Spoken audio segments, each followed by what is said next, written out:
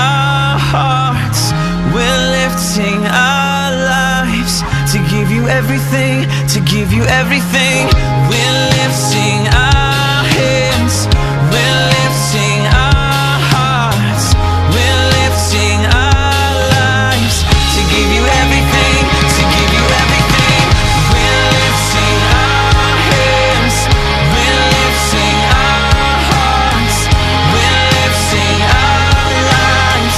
To give you everything, to give you everything, we're lifting our hands, we're lifting our hearts, we're lifting our lives. To give you everything, to give you everything.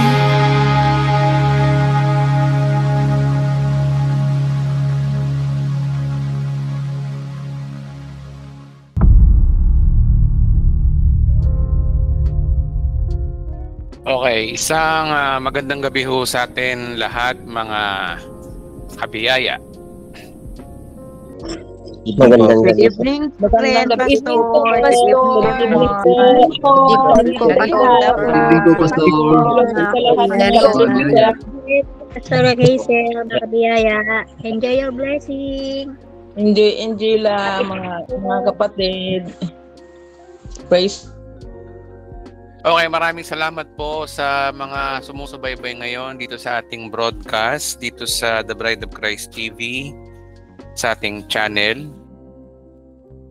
Maraming salamat po sa mga at mapa-TikTok. Nasa TikTok po tayo ngayon. Alam niyo naman, nagle-level up na tayo eh. Meron ako masipag na asawa dito na marunong mag-set up. Shoutout sa lahat ng mga nasa TikTok. Mga kapatid, pasensya na, ang dami nyo po ang dami rin. May bago po tayo ngayon. At saka ngayon sa Facebook, live na live po tayo ngayong gabi. Tataka kayo bakit panay ang live ko. Alam nyo, nagmamadali na ako Okay? So, isa pong mapagpalang gabi sa ating lahat. Mga nasa Luzon, Visayas at Mindanao, sa dulo ng Pilipinas. Apari hanggang hulo. Labas tayo ng Pilipinas, sa mga nasa US, nasa Japan, na mga followers natin. Maraming salamat po. Kaway-kaway po kayo dyan. At maraming salamat po, no. At alam niyo mga kapatid, no, isang mapagpalang gabi ho to. Expect nyo na mapapadalas ang live ko kasi nangangamoy na eh. May naaamoy na ako. Ewan ko kung naaamoy nyo yun ang hirap naman kasi dito magsalita dito sa social media, no? Alam nyo ba yung hindi lang nila naiintindihan? Sasabihan ka na ng kulto, no? Okay, disclaimer lang tayo, Okay, disclaimer muna tayo, Hindi ko po sinasabi na magra-rapture na ng 100% sa September 23, Hindi, Hindi ko sinasabi yun, Ay, Diyos ko. Alam niyo po, no, patapusin niyo muna kasi yung itong video pag nanonood po kasi tayo. Kasi malalim yung pag-aaral dito kasi. Again, hindi po maganda sa isang Kristiyano po kasi yung nangungusga kagad, no? Nakakahiya po yun. Biro mo, hindi mo pa napapanood yung video, comment ka kaagad. Sabihin mo, false prophet si Pastor Edwin. Ay, sus. Alam nyo guys, di naman ako false prophet dahil hindi naman ako nagbibigay ng exact time and date ng rapture Nagbibigay ba ako? Hindi naman Nag-aaral lang po tayo. Pinag-aaralan lang po natin yung hindi sinasabi ng karamihan Kasi sa panahon ngayon, karamihan sa mga pastor, kahit vlogger na, no, takot na takot magturo at mag-share ng mga tungkol sa alam naman nilang katotohanan. Okay? Tsaka vlogger po ako. Iko-content ko yung gusto kong i-content para sa katotohanan. Maaaring ang topic na ito hindi para sa iyo, baka hindi para sa itong topic na to. Pero kung bukas ang isip mo kapatid, matured kang Kristiyano at walang mawawala na pag-aralan ng ibang bagay na tinuturo ng iba, praise God, no? Mukhang tunay kang Kristiyano. Again, ang mga salita kong baka, siguro, possibility, at sana nga ay nagpapatunay na hindi ako nagbibigay ng false hope sa inyo. Okay? Huwag kayo magbebenta ng ari-arian o magre-resign sa trabaho dahil, Diyos ko, di pa rin tayo sigurado na paano kung hindi nangyari. Sisisihin nyo ako bandang uli. Sabi ni Pastor Edwin, magra-rapture. Wala akong sinasabing gano'n, noy. Wala. Wala pong pag-asa na mag-rapture sa September 23, Malit lang po ang tsansa, kaya nga 50-50 Alam nyo, yung mga hindi naka-attend ng linggo, huwag namang magko-comment kagad. Hindi naman nyo pa alam, hindi naman kayo naka-attend ng linggo Alam nyo mga kapatid, tinuturuan ko kayo maging open-minded. Tinuturuan ko kayong huwag pabigla-bigla ng husga. Okay? Biro mo, no, ang Panginoong Hesus, mahabang panahon na nagpasensya sa atin, biyaya ng Diyos. Kung grace ang tinanggap mo, dapat grace din ang sasabihin mo.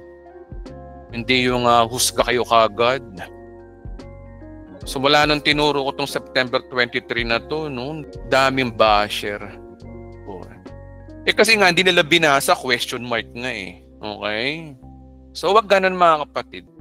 Maging mabuti po tayong tao sa kapwa natin. Irespeto po natin ang mga pastor na nagtuturo naman ng di naman kulto Kayo lang nag-iisip Huwag rin kayo magpapaniwala sinasabi ng iba. Okay, so disclaimer lang to mga kapatid Pero hindi naman po masyadong rapture ang pag-uusapan natin ngayon kasi marami kasing mga bagay na hindi naintindihan yung iba. Okay? Okay, start na po tayo na manalangin tayo. Panginoon, maraming salamat po sa gabing ito na kami ay nagkakaisa muli. At kami, Panginoon, ay binigyan mo, Panginoon, ng panibagong wisdom and knowledge. Isa lang po ang aming layunin, Panginoon. Guide us tonight. Let the Holy Spirit speak to us. Ilayo niyo po, Panginoon, kami sa mga masamang kaisipan sa pangalan ni Jesus, mga negatibong kaisipan. Tulungan mo po kami maging bukas ang aming isip, Panginoon, at pagtiwala sa iyong mga tinuturo sa amin. Maraming salamat po sa pangalan ni Jesus. Amen. Okay. Sige nga, palakpakan natin si Lord. Yung mga nasa bahay, pumalakpak po sa Panginoon. Kahit hindi na naririnig dito, no? Kasi personal yung palakpak sa Diyos yun eh. Naging mabuti po ang Diyos sa atin. Sa lahat ng oras, naging mabuti ang Diyos. Hindi tayo pinabayaan, hindi tayo nilalaglag ng Diyos, no? Hindi tayo kailanman ay pinagkulang. Okay? Napakahalaga ho nun, no? Yung say by the bell lagi minsan mas na-advance yung pagtulong ng Diyos sa atin. Minsan tao ginagamit, minsan sitwasyon, at minsan yung kakayanan din natin. Maraming paraan ng Diyos. Okay, so ayan, dito na ho tayo, Matthew chapter 24, Explain and Deep Study. Mas lalaliman po natin. Natopic ko na to dati, pero lalaliman natin kasi hindi nabuo yung buong chapter 24 eh. Okay? At particularly, maraming nami-misquote yung yung Mateo chapter 24. Marami ho kasing feeling sila yung kausap. Okay? Okay, rightly dividing the scripture. Let us divide. Hermeneutics, proper interpretation. Ang Mateo 24 po ba ay kanino sinulat? Maliwanag sa chapter 1 pa lang, ito ay sinulat para maintindihan yung gospel of God's kingdom. Alam naman natin, ito'y tungkol sa paghahari ni Kristo, literal sa daigdig. Kaya ay pinakilala dito si Kristo bilang hari. Kung babasahin yung buong Mateo. Alam niyo na to, no? Yung ating buong Matthew, na pinapakita rito na ang motibo ng manunulat ay ipakita yung ministry ni Jesus Christ. Ang liwanag sa Bible na nung bumaba si Kristo dito sa lupa, ang una niyang ministry, ang una muna niyang pinagbigyan ng ministry ay mga Hudyo, ang Israel, kauna-unahan. Alam po natin yan. Historically, nangyari po yan at sinabi ni Kristo na tinawag lamang siya sa mga nawawalang tupa ng Israel. Nung panahon na nasulat po ang Mateo, okay, nung nasulat tong Mateo, dapat alam natin anong panahon ito. Nung panahon na ito, hindi pa namamatay si Kristo. Kaya naandun pa sila sa mga salitang pangkautusan at panghudyo. Ibig sabihin mga kapatid, sa buong librong ito, kung meron man ditong sinasabing kung anong klaseng relasyon meron ka sa Diyos, ay particular ang kinakausap dito ay mga Hudyo. Kaya maghunos dili kayo, huwag kayong pick up ng verse dito at i-apply nyo sa buhay nyo dahil hindi po tayo kinakausap ni Kristo dito. Kinausap po tayo ni Kristo sa pamamagitan ni Apostol Pablo. Okay? Si Pablo ang ginamit ng Diyos. Marami pa mga verses niya nagpapatunay na si Pablo ay tinawag sa ating mga hentil. Si Kristo pa rin naman ang kausap natin. Yun nga lang, meron tayong tinatawag na apostol po natin wherein dapat pakinggan natin si Apostol Pablo regarding sa relationship kay Christ. Okay? So itong Mateo chapter 24 na to, tandaan niyo mga kapatid, ito ay propesya na po sa mga huling araw. Kanya una, hindi pa namamatay si Kristo rito, no? Pangalawa, nasa Old Testament pa yung kanyang mga sinisiwalat at ang mentality ng mga tao dito ay Old Testament. Tayo mga hentil, wala tayong Old Testament dahil wala naman tayong kautusan. Tayo ay kinahabagan lang ng Diyos. Tayo ay naawa lang ang Diyos sa atin, kaya tayo nasama sa mga maliligtas. Okay? Okay. Verse 1, lumabas si Jesus sa templo, paalis siya nang lumapit ang mga alagad at tinuro sa kanya ang mga gusali ng templo. Sabi niya, nakakita ba ninyo ang gusaling iyan? Tandaan ninyo, darating ang araw na wala riyang natitirang bato sa ibabaw ng kapwa bato, lahat ay iguguho. So ano yung sinasabi ni Christ dito? Sino nagsasalita? Siyempre si Jesus Christ. Okay? Sino ang kausap dito? Walang malinaw kung Hudyo, mga Hudyo ba o mga 12 disciples. Basta may kausap si Christ dito, malamang mga nakikinig sa kanya sa tapat ng templo. At ang tinuturo niya rito na walang matitirang bato sa kapwa bato ay yung tinatawag na second temple. Okay? So pinaprophecy dito ni Christ, kung meron man may nagprophecy na pagbagsak ng templo ng Jerusalem, na nangyari nung 70 AD, si Christ na. Okay? Greatest prophet talaga si Christ. Accurate na accurate. Totoo po yan. Walang natirang bato sa ibabaw ng kapwa bato. Kasi nung mga Romano ay sumugod nung 70 AD sa pangunguna ni si General Titus. Nilusob nila ang nagre-rebelding Israel. Ang ginawa nung nakukubkub na ang Jerusalem, yung mga stones, no, totoong nangyari, literal na bato sa kapwa bato, ginuho talaga ng kanilang battering ram. At ayon sa history, kaya nila ginuho yung mga bato kasi yung mga bawat hydroblocks noon, yung mga blocks noon, may mga ginto kasi yun. Alam niyo naman ang templo, yari sa ginto yun. Yung iba doon, yari sa ginto. Kaya kinuha nila yung ginto. Kaya yung mga mga hydroblocks o mga blocks o I don't know, yung mga pader na yun ay gumuho. Wherein totoo yung sinabi ni Christ. 33 AD o 32 AD ago, nung 32 AD, nangyari to 70 AD. Okay, verse 3, nung si Jesus ay nasa bundok ng Olibo habang siya'y nakaupo, palihim siyang tinanong ng kanyang mga alagad. So malinaw na dito, ang audience ni Christ dito ay ang kanyang mga alagad. Ang tanong ng mga alagad ganire, kailan po ba mangyayari ang sinasabi nyo? Ano po ba ang magiging palatandaan ng inyong muling pagparito sa katapusan at katapusan ng mundo? So ang tinatanong na dito ng mga alagad, kailan po ba mangyayari yung sinasabi nyo? Yung sinasabi niyang pagbagsak ng templo at palatandaan ng kanyang muling pagparito. Guys, so muling pagparito, second coming ha. Second coming ang tinatanong ng mga alagad. So ibig sabihin mga kapatid, kung titingnan natin sa sketch, ang tinuturo o ang tinatanong ng mga alagad ay yung mangyayari dito sa second coming. Okay? Second coming after Great Tribulation. Second coming. Tama, after Great Tribulation. Ay, Diyos ko, 7 years.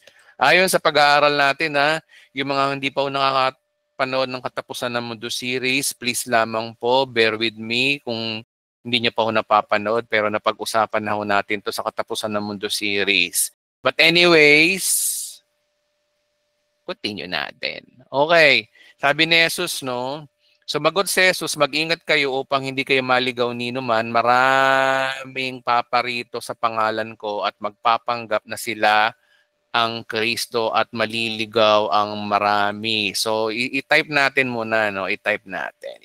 I-type natin. Type natin kung ano yung detail na sinasabi ni Christ. Magkakaroon ng Antikristo. Okay. Number 1, magkakaroon daw ng magpapanggap na Kristo o Antikristo. Okay, Antikristo, number 1 yan Marami silang maililigaw. Magkakarinig kayo ng mga digmaan at makakabalita ng digmaan sa iba't ibang dako, ngunit huwag kayong mabahala. Dahil talagang mangyayari mga yun, bagamat hindi pa yun ang katapusan ng mundo. Okay, mangyayari daw po yun, ngunit hindi pa raw katapusan ng mundo. So during this age, number 2, magkakaroon ng, let's say, war o world war. World war. Kung ito'y mangyayari sa panahon natin, let's say, let us assume that this is a World War III. Okay? O World War. Pastor Edwin, teka muna, wag ka muna maglagay ng World War III, Edwin. Hindi pa nila alam yung kung ano yung war na yan Lilinawin natin mamaya kung saan sa end times itong binabanggit ni Christ. Guys, yung sinasabi ni Christ, makikita natin to sa mapa mamaya natin, sa sketch natin ng dispensation. Makikita natin doon kung saan yung sinasabi ni Christ na ito. Na una, merong Antikristo, merong World War. Magkakalaban-laban ng mga bansa, gayon din ang kaharian. Magkakaroon ng taggutom at lilindol sa maraming lugar. Taggutom, famine. Number 3, famine or taggutom. Ito guys ito yung sinasabi ni Christ. Okay, next. Ang lahat ng ito'y pasimula pa lamang ng pahirap tulad ng isang babaeng manganganak. An example ni Christ dito, yung mga nangyayaring paglagdaw ng Antikristo, World War at famine, these are birth pains. Paano ko ba ilalagay yung birth pain? So ito ay birth pains.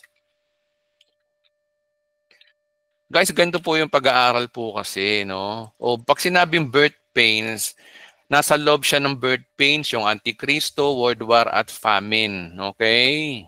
Okay. Okay, next. Sa mga panahong yun, kapuputan kayo ng lahat sa pagsunod nyo sa akin, isasakdal kayo upang pahirapan, papatayin. At dahil dito, maraming tatalikod sa kanilang pananampalataya, mapupuot sila at magtataksil sa isa't isa. So magkakaroon, number 4, ng great persecution o persecution. Sige, persecution muna. O, persecution. Okay? Okay. Marami magpapanggap na propeta at ililigaw ang mga tao. Ang kasama ay lalaganap, kaya't manlalamig ang pag-ibig ng marami. Yung ibang mga perverted. Ayan, sa mga huling araw, maraming backslider, hindi na-attend ng church. Maraming ganyan no? Yung mga turong yung turo bang pabarang-barang lang, yung hindi pinag-aralan mabuti kung ano pinagsasabi ng Bible. Okay guys, sa panahon natin ngayon, hindi na tayo mangmang sa mga ganyang bagay. Alam naman natin ang mga perverted gospel, ganyan magturo, laging ICJCs. Okay? Tayo ang ginagawa natin, hinihimay-himay natin by context. Napakahalaga ho kasi ng context no? Dapat ko kasi pag by context, inaalam mo yung totoong sinabi, kung bakit sinabi, saan simula ang kanyang sinabi. Parang ganito lang yan no? Yung nanay mo naninermon, hindi pa tapos ang nanay mo manermon, lumayas ka na kagad at nakinig ka sa sermon ng tiyahin mo. O kaya yung tiyahin mo at saka yung sermon ng nanay mo, mixture. Kasi iba yung sermon ng nanay mo sa sermon ng tiyahin mo. O ganito yung nangyayari minsan Hindi natin binabasa by context. Okay? So by its context, ang kausap dito ni Kristo, mga Hudyo, na mangyayari sa tribulation age. Mamaya malalaman nyo kung bakit tribulation age. Ito yung paborito ng mga iba pang mga perverted. Ngunit ang manatiling tapat hanggang wakas ay siyang maliligtas. Kaya kapag hindi ka nanatili sa Panginoon, ikaw ay hindi maliligtas. Diyos ko, Lord. Siguro naman wala na nagtuturo ng ganun ngayon, na-expose na kayo. Manatiling tapat, Hudyo ka ba? Ang Hudyo sa panahon na ito, sa during tribulation, pinag-uusapan dito, no? Okay. Hindi yan sa atin tayo mga Kristiyano, tayo ay kinahabagan lang ng Diyos sa panahon natin ngayon. Manatili ka man o hindi, hawak ka pa rin ni Kristo dahil may covenant. Ikaw ay ligtas forever, wala ka nang magagawa. Sabi sa Bible, no one can snatch you out of my hand, hindi ka na mawawala sa Panginoon. Okay, ito pa, verse 14. Sabi rito, ipapangaral sa buong sanlibutan ang magandang balita tungkol sa paghahari ng Diyos upang lahat ng bansay makarinig nito. At kung maganap na ito, darating ang katapusan. Okay? So, perverted pasok. Ayan, bago mag-rapture, kailangan ipangaral si Kristo, yung gospel ni Kristo bago mag-rapture. Ayan ang mga turo ng perverted. Di naman tungkol sa rapture, hindi naman tungkol yan, di naman yung panahon ng dispensation. Ito, pangunahan ko na kayo mga kapatid, bago tayo dumating doon sa pinaka-ebidensya ko kung bakit nasa 7 years of tribulation to. Pakita ko sa inyo. Ayan Bakit ko nasabi na 7 years tribulation to? Kasi ang binabanggit ni Kristo sa chapter 24 na to, una, nung 70 AD, Second Temple was destroyed. Okay? Yung binabanggit ni Kristo rito ay yung 7 years of tribulation. Yung unang binabanggit po natin ay birth pains. Okay? Ano ba yung birth pains? Ito yun, no? Antikristo, World War, famine, at persecution. Okay? Persecution. Okay, Edwin, bigyan mo ako ng ebidensya na nagpapatunay na yung 7 years tribulation na yan ay binabanggit ni Kristo, hindi sa panahon natin. Ibig sabihin, hindi pa ho nangyayari po ito. Ano yung mga gera-gera sa Ukraine? Ano yung mga gera-gera sa Israel? Hindi po yun ang binabanggit ni Kristo dito. Okay? Okay, bigyan ko na kayo ng kasagutan kung bakit nasa 7 years of tribulation to. Ito nga Matthew 24. Sabi rito, no, makikita mo to dito sa verse na to, sa verse 15. Ang sabi, unawain ninyo itong mabuti kapag nakita ninyong nagaganap na sa dakong banal ang kasuklam-suklam na kalapastangan ng tinutukoy ni Propeta Daniel. Ito yung keyword natin. Sabi daw dito, unawain daw nating mabuti kapag nakita nyong naganap na yung kasuklam-suklam na kalapastangan tinutukoy ni Daniel. So ang sabi ni Kristo, punta daw tayo sa libro ni Daniel, yung sinasabing abomination of desolation. Nasabi ni Daniel. Okay? So, dito pa lang, ito hindi nakita ng iba na kung bakit 7 years of tribulation, Mateo 24 na to, dahil maliwanag dito yung reference na binigay ni Christ. At may binanggit ba sa libro ni Daniel na yung abomination of desolation o yung kalapastangan ng walang kapantay na sinasabi? O tingnan natin to, nasa Daniel po yan Daniel chapter 9 verse 26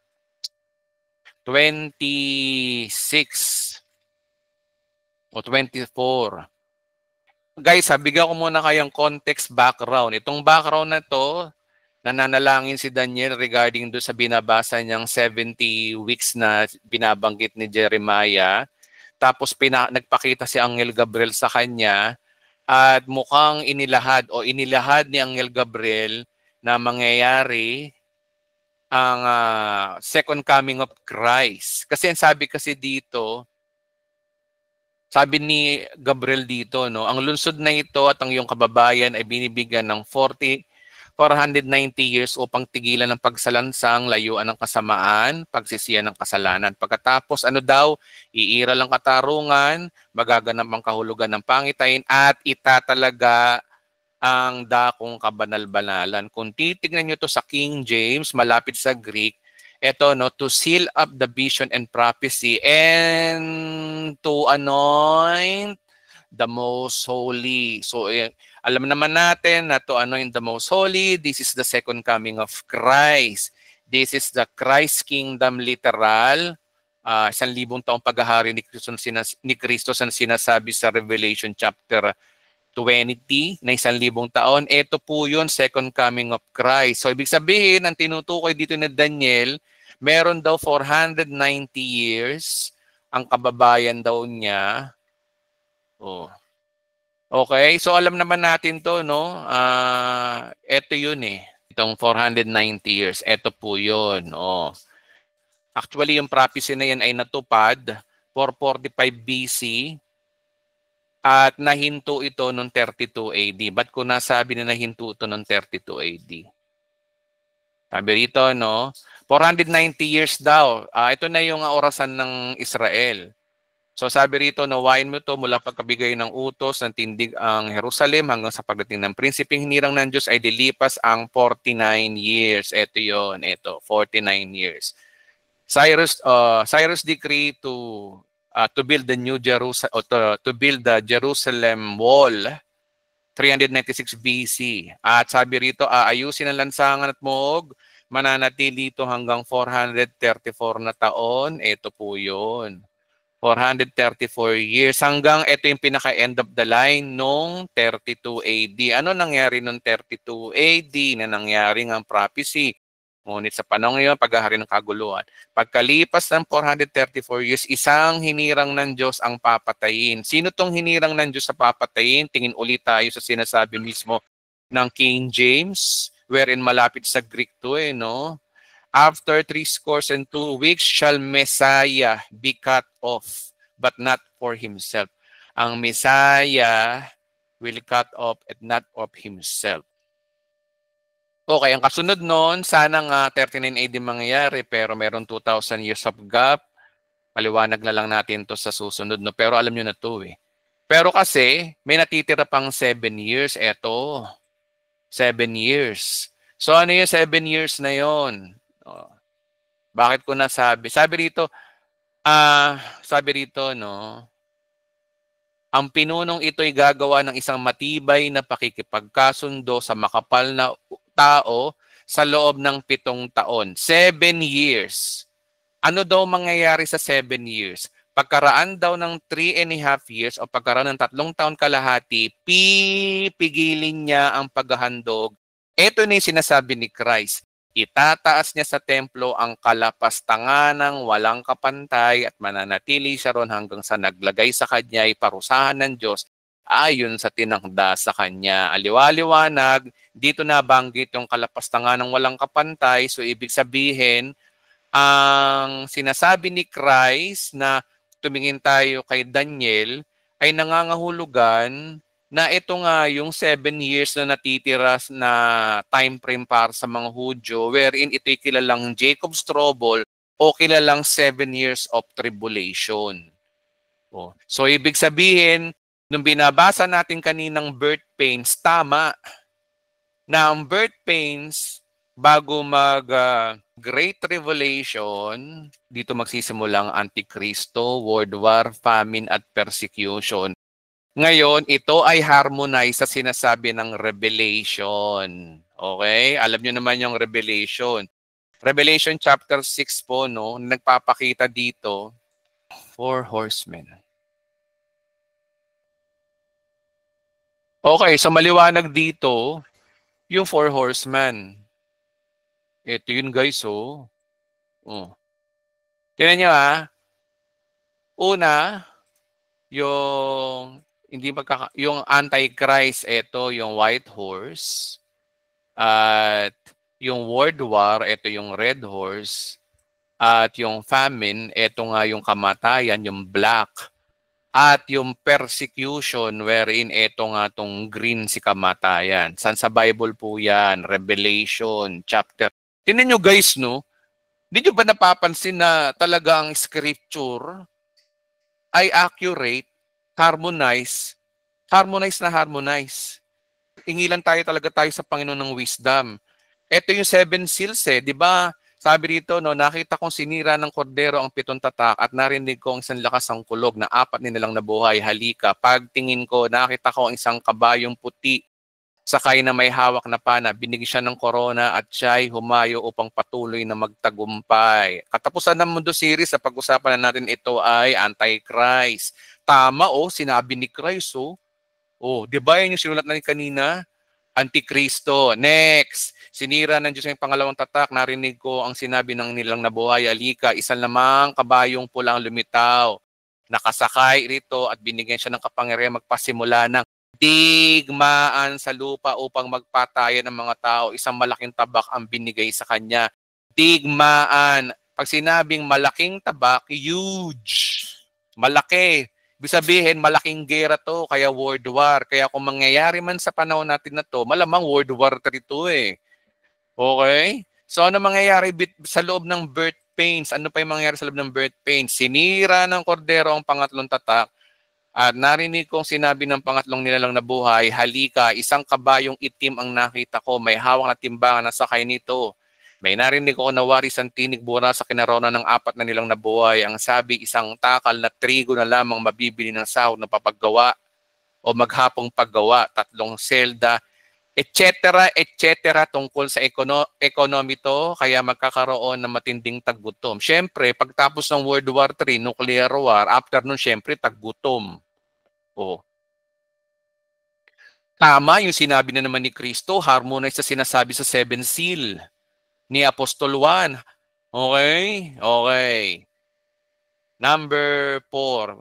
Sinira ng korderong pang-4 na tatak at narinig kong sinabi ng pang-4 nilang nabuhay, halika, at nakita ko ng isang kabayong maputla. ang kulay. Ang pangalan niya Sakay ng Kamatayan. Kabuntot niya ay Hades. Binigyan siya ng kapangyarihan ng ikaapat na bahagi ng lupa na pumatay. Sa pamamagitan ng tabak, gutom, salot. Kamatayan pala yung pang-apat na kabayo eh. Ito yun oh. Ito yun oh. Oh, ito yun oh. Si kamatayan. So ito ay pang-apat. Tamang-tama, persecution. Oh. Na sinasabi rin ni Christ na maraming mamamatay, maraming tribulation saints. So ibig sabihin, mga kapatid, nagpapatunay na ang Mateo chapter 24 ay sa 7 years of tribulation. Walang rapture dito. Okay? Okay, ayan. Ito na ako. Bibira na ako. Oh, sabihin nyo, rapture nandito. Paano magiging rapture nasa 7 years of tribulation nga. Oh, okay. Tingnan natin. Okay. Ito, balik na tayo sa abomination. Kapag nangyari na ito, mga Hudea ay dapat na tumakas sa kabundukan. Ang nasa bubungan ay huwag na mag-abala na bumaba, kumuha ng kahit anong kanyang bahay. Ang nasa bukid ay huwag nang umuwi, kumuha ng balabal. Kawawa ang nagdadalang tao, nagpapasuso sa araw na iyon. Kanino to? Sa mga Hudyo. Nung panahon ng kanilang pagtakas. Hindi mo pwedeng i-apply to bilang Christian. Paano mo i-apply to during tribulation? Sabi nga rito na kapag nangyari ito, ang mga nasa Judea ay dapat nang tumakas sa kabundukan. Sige nga, gawin mo nga yan. Nasa Pilipinas ka, punta ka ng Judea. Sige nga. Oh, hindi ho tayo kasi kausap dyan. Okay? Kung pupunta ng Judea. Okay? Kawawa nagdadalang tao, nagpapasuso sa araw na yon. Ipanalangin ninyo ang pagtakas ay huwag mataon ng taglamig araw ng pamamahinga. Sapagkat, eto na guys, so sapagkat sa panahong iyon, ang mga tao ay magdaranas ng napakalaking kapighatian, great tribulation. Eto yun oh. Oh, eto yun eh. Birth pains, tapos abomination of desolation, then great tribulation. Ang ganda ng order pala ng Mateo 24 kung iintindihin lang natin eh, no? Oh. Guys, ganito po yung pag-aaral ng eschatology. Okay? Okay. Okay. Pinagmamalaki ko yung karunungan ng Panginoon dito. Hindi ako nagmamalaki dito. Pare-pareho lang tayong nasa biyaya lang ng Diyos, kaya tayo may dunong eh. Nataon lang na akong ginagamit ng Diyos para ipaunawa ito sa mga Pilipino. Okay? Kaya huwag kayong quote ng verse sa Mateo 24 dahil hindi po tayo kausap dyan. Okay? Sabi nito, kung hindi paikli ng panahon niyon, walang makaliligtas. Ngunit alang-alang sa mga hiniram, paikliin iyon. Bakit daw? Hindi pwedeng paikliin. Tama, maikli ang Great Tribulation kasi 3.5 years lang to. Itong Great Tribulation na to. Dito mangyayari, pakakawalan yung 7 trumpets, 7 bowls. O, may tatagal ba dyan? O, dyan lalabas yung mga malalaking mga balang, mga malalaking ewan ko kung balang yun o magkakaroon ng pagbagsak ng meteor, pagbagsak ng mga apoy o uulan ng apoy dito, malalaking tipak ng yelo, no? Na 5 kilo babagsak sa tao. That is great tribulation at matinding lindol. Oh.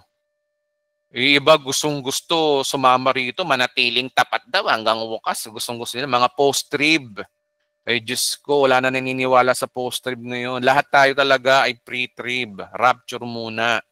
Hindi ka gustuhan ng Diyos na maparusahan ng kanyang bride. Biro mo no, may pakakasalan mo yung asawa mo sa gitna ng kaguluhan, hindi mo ililigtas. So wala na tayo niyan. Nandito tayo sa langit, guys. Dito tayo. Na-rapture na tayo niyan eh.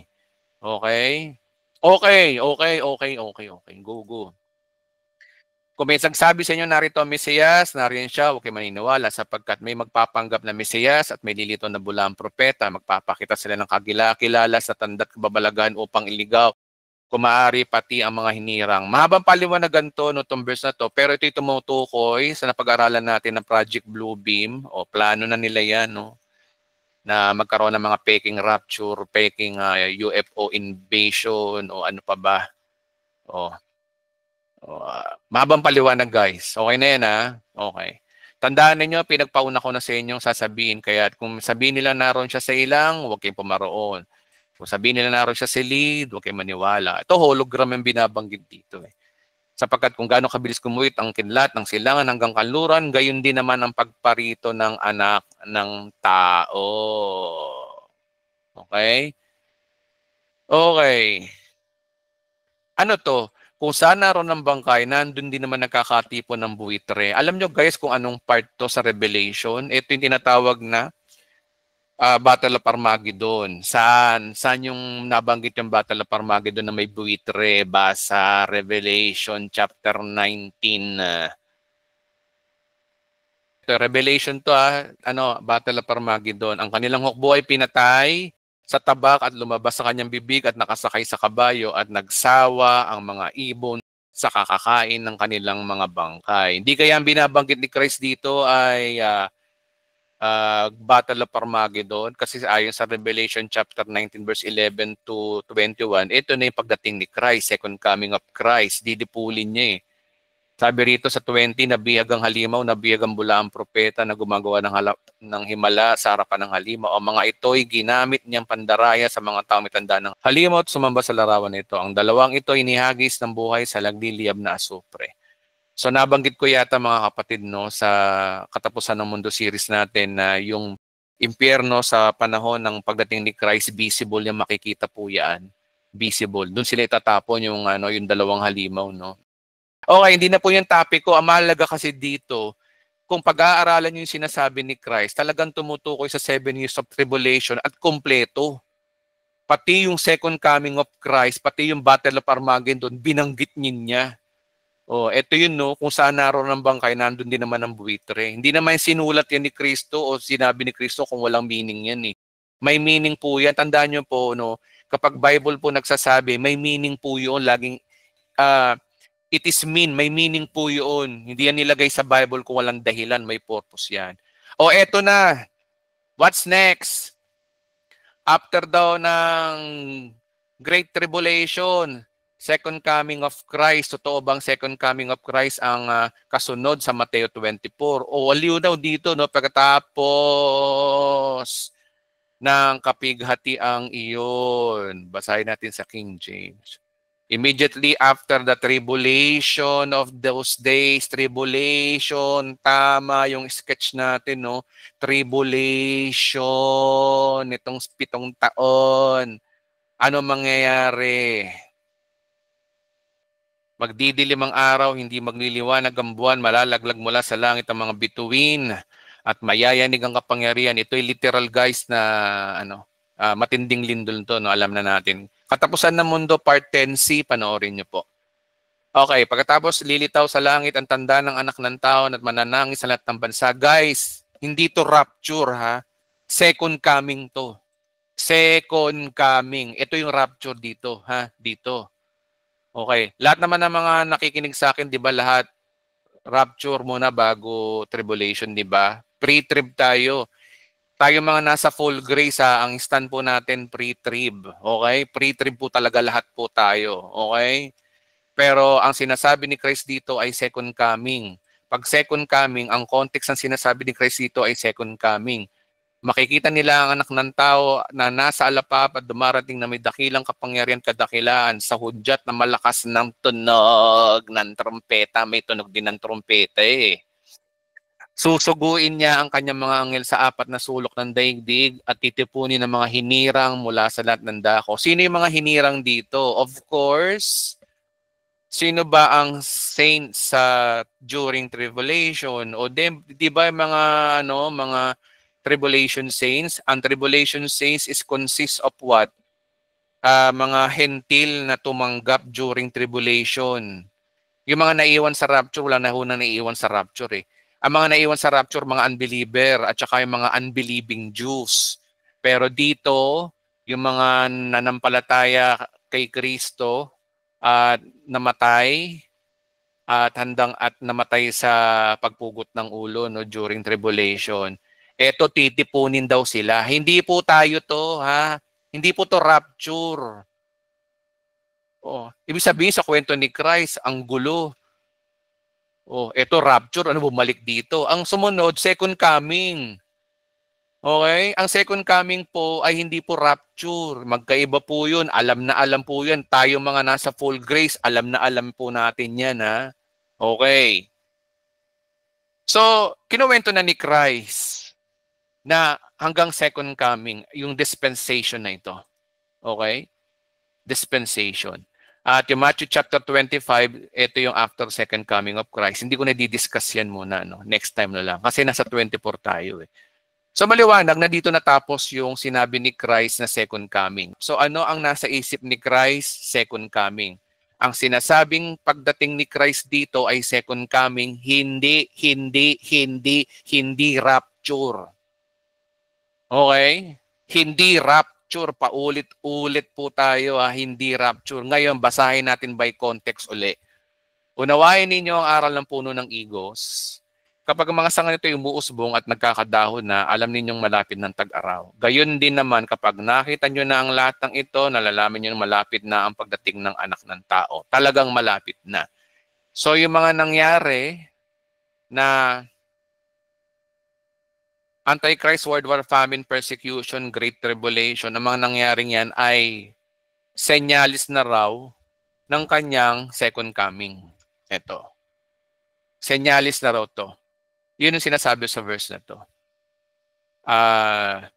In example nga nyo dito, nung kapag alam mo malapit na ang panahon, halimbawa, kapag ang sangay umuusbong na nagkakadahon na, alam niyo malapit na ang tag-araw. Sa kanila may tag-araw eh. Tayo 2 seasons lang. Okay. Tandaan niyo magaganap ang lahat ng ito bago mamatay ang mga taong nabubuhay ngayon. Ito yung mga pinanghawakan ng pre-trees. O kasi nga, ang original plan kasi noong panahon na to, ay walang 2,000 years. Hindi nangyari kasi dapat nga 3980.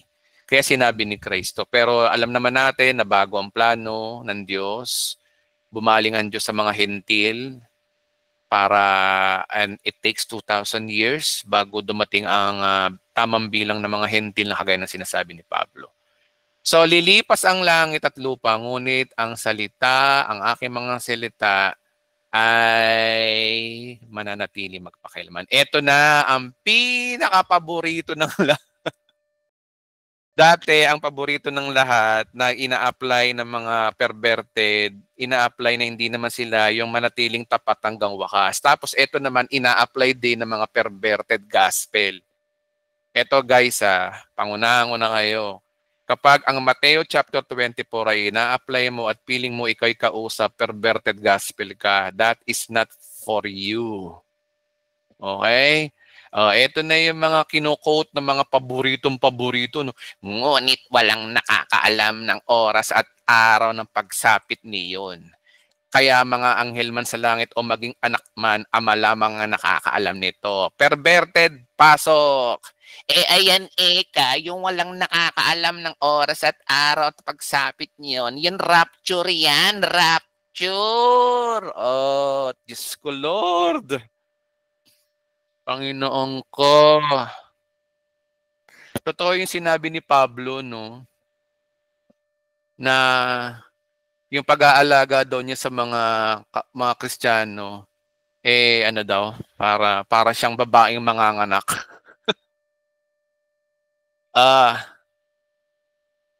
Rapture ba yan? Gumising na kayo gising na kayo. Hindi po rapture yan. By context, that is second coming of Christ, yung walang nakakaalam ng oras at araw. Ibig mo sabihin, Edwin, alam mo ang oras at araw? Hindi. Sinabi nga rin ni Pablo, yung rapture, kagaya din ng magnanakaw. Ibig sabihin mga kapatid, both second coming of Christ and rapture are imminent, walang nakakaalam.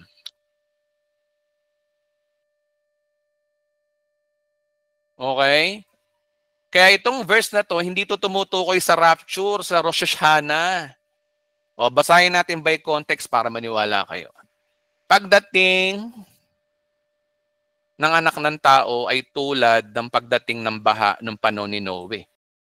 So yung second coming of Christ daw, hindi rapture yung second coming of Christ daw ay pagdating ng anak ng tao ay tulad daw ng baha ng panahon ni Noe. Okay? Ano daw ang panahon ni Noe? Nang araw ng mga iyon, bago bumaha, ang mga tao'y nagsisikain, nagiinuman, nagsisipag-asawa hanggang sa pumasok si Noe sa barko.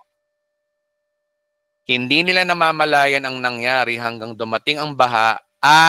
Dito kayo mag-focus, tinangay silang lahat. Gayon din naman ang mangyayari sa pagdating ng anak ng tao. Tandaan niyo po mga kapatid, bigyan ko kayo ng halimbawa, no? Para malinaw. Malinaw sa atin na ang rapture is still imminent, sabi ni Pablo. Gaya doon ng magnanakaw sa gabi, thief in the night.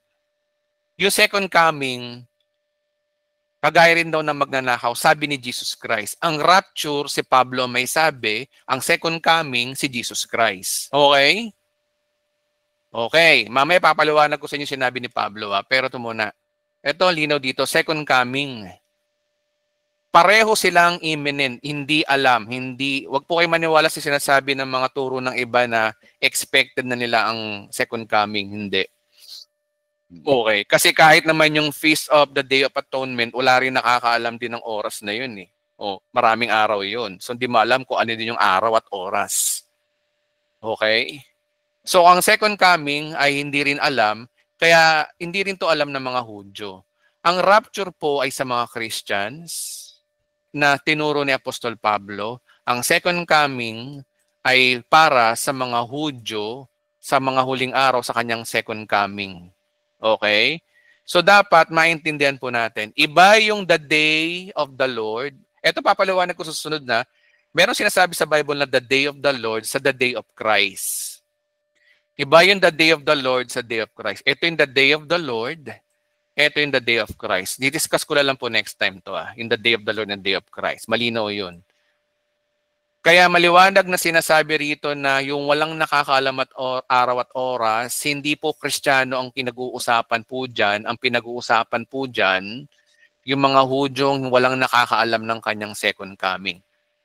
Ito pa ang pagkakaiba ng iba mga kapatid ayon sa pag-aaral natin. Sa first coming, yung tinatawag, sa rapture, yung mabubuting tao aalisin. Okay? Wherein ito yung mga saints. Matitira yung mga masasamang tao. Logically, ganun. Tapos, sa second coming, dahil pauwi na tayo, bababa tayo sa lupa with Christ, ang gagawin naman, ang layunin ni Christ dito, alisin yung mga masasama at itira yung mga mabubuti para sa darating na millennium, malinis lahat. Kaya nga dito sa part na to sa second coming, sa after ng second coming, huhusgahan ni Kristo yung mga fallen angel, tayo huhusga sa fallen angel, di ba? Tapos ikukulong si Satanas sa loob ng 1,000 taon. Nagpapatunay na may paglilinis na mangyayari. Ito yung talagang lilinisin muna ni Kristo bago siya maghari sa loob ng 1,000 taon. Kaya ang purpose ng second coming of Christ is paglilinis, alisin yung mga masasama. Kaya ang sinasabi ni Jesus Christ dito, na pagdating daw ng anak ng tao ay tulad daw ng baha nung panahon ni Noe. Kasi nung panahon ni Noe, na mga araw na yun, ng bago bumaha, ang mga tao ay nagsisikain, nagiinuman, nagsisigawa, nag-iipag-asawa hanggang sa pumasok si Noe sa barko. Hindi nila namalayan ang nangyari. Sino hindi nila namalayan? Yung mga taong naiwan, yung mga taong hindi nakasakay sa barko. Dumating ang baha at tinangay silang lahat. So, ibig sabihin, tinangay silang lahat, meaning tinanggal ng Diyos yung masasama. Tinanggal ng Diyos ang masasama, yun ang layunin nito. At yung mga natira ay 8 tao lamang na palutang-lutang sa tubig ng arko ni Noe nga. This is exactly what Jesus mean, hindi po yung rapture. Kasi ang interpretasyon ng iba nila dito, yan ano yan be ready. Mali pa yung sinabi, be ready. Kasi daw, agaya daw ng kay Noe, nagsisikain. Tapos nagsisiinom, nagsisipag-asawa hanggang dumating ang baha. Hindi po tinuturo doon yung paghahanda. Ang tinuturo po rin dito ni Christ, yung pag-aalis sa masasama. And I will show you the next in by context. Okay, ito na yung sinasabi ko, no? Sa panahon ngayon, may 2 lalaking nagtatrabaho sa bukid. Kukunin ng isa at iiwan ng isa. May dalawang babae nagtatrabaho sa gilingan, kukunin ng isa at iiwan ng isa. O ano ibig sabihin yan? Rapture ba yan? O puro kayo rapture no? Yung mga puro rapture. Ayan, no? Kukunin nga eh. Ibig sabihin yung isa nasa bukid. Yung isa ni Rapture, isa naiwan. Kaya wag kayo magpapaiwan. O yun mga tinuturo ng mga perverted. That is perverted gospel mga kapatid. Sorry. Ngayon, i-correct natin. Una, paano nyo nasabi na rapture to? Na kukunin at isa at iiwan ng ikalawa. Harpadso ba ang ginamit? Naniniwala ako dito na rapture to kung yung word na kukunin dito ay harpatso, to caught up, to snatch away. Okay? Okay, basa. Alam na natin to. King James. Then shall two be divided in one shall be taken. Ang sa Greek ay paralambano, meaning to receive near, associate with oneself, o office, figuratively to learn, to receive, take, inalis. Inalis lang. Pag inalis, hindi po rapture. Ang rapture po, inangat, inakyat, hinatak pataas. That is harpadso. Okay? Pero hindi naman harpadso eh. Ngayon, ano ibig sabihin talaga ng verse na to kung hindi to tumutukoy sa rapture? Ang tamang interpretasyon po dyan ay tingnan po natin, may sinabi ba si Christ na isang parable? May sinabi kasi si Christ sa parable na may dalawang lalaking gumagawa sa bukid, kukunin at isa at iiwan ng isa. Kasi si Christ, sa panahon na ito, they teach parables. So parang alimbawa ako, tinuro ko na sa inyo yung katapusan ng mundo. 'Di ba? Katapusan ng mundo, part 1 hanggang part 16c. Ngayon, sa pagtuturo ko ngayon, minsan di ba nababanggit ko yung katapusan ng mundo, pero hindi ko naman dinidiscuss ngayon kasi nabanggit ko na dati. So, ganun din si Jesus Christ. Nabanggit na rin niya yung dalawang gumagawa sa bukid, kukunin at isa at iiwan na isa.